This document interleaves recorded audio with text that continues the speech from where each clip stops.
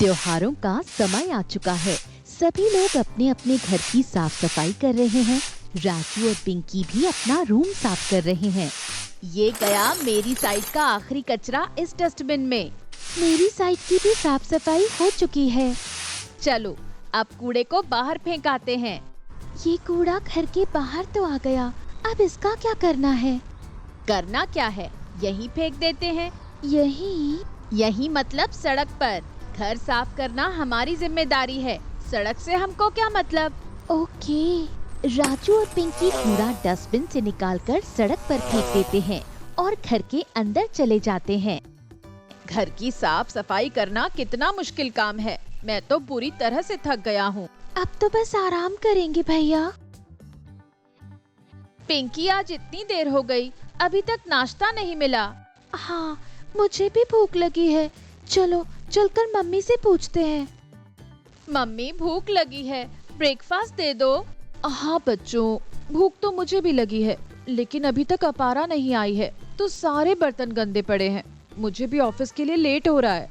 Mummy तो phone करके पूछ लो। फोन तो कब से कर रही हूँ पिंकी, लेकिन वो फोन नहीं उठा रही।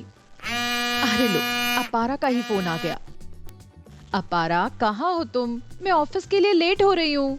हेलो दीदी, आपके घर के नीचे कांच पड़ा हुआ था, उससे हमको पैर में चोट लग गई तो हम डॉक्टर के पास आए हैं। ओहो अच्छा, अपना ध्यान रखो अपारा। क्या हुआ मम्मी? त्योहारों में लोग घर की सफाई करके घर का कूड़ा बाहर फेंक देते हैं।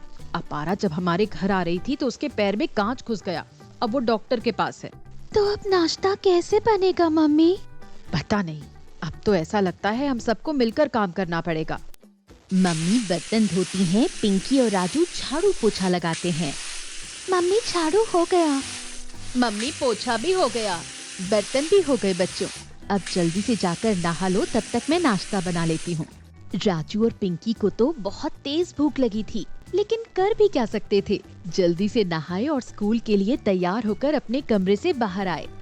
अरे वाह, तुम लोग तो तैयार भी हो गए। ये लो, मैंने तुम लोगों का टिफिन भी पैक कर दिया है। पर मम्मी मुझे तो अभी भूख लगी है। पता है, इसलिए मैंने तुम दोनों के लिए एक एक केला रखा है। स्कूल बस आने ही वाली है तो नाश्ते का टाइम नहीं है। ये केला खा लो और टिफिन ले जाओ। सारी गलती रास्ते में कूड़ा फेंकने वालों की है। मम्मी को बता दे कि कूड़ा हमने फेंका था। पिंकी बताकर क्या फायदा, बताने से कूड़ा तो नहीं हट जाएगा ना। हाँ, लेकिन आज इस वजह से हमको भूखा ही स्कूल जाना पड़ रहा है। बच्चों, अपारा की चोट सही होने में 2-3 दिन लग जाएंगे, तब तक रोज सुबह का काम हम लोगों को ही करना है। क्या? हाँ बच्चों, अपारा के वापस आने तक मैनेज करना पड़ेगा। अब आओ, काम में हाथ बटाओ। 2 दिन तक राजू और पिंकी को ही मम्मी के साथ घर का काम करना पड़ता है। उनको अफसोस होता है कि उन्होंने क्यों घर का कचरा बाहर फेंका।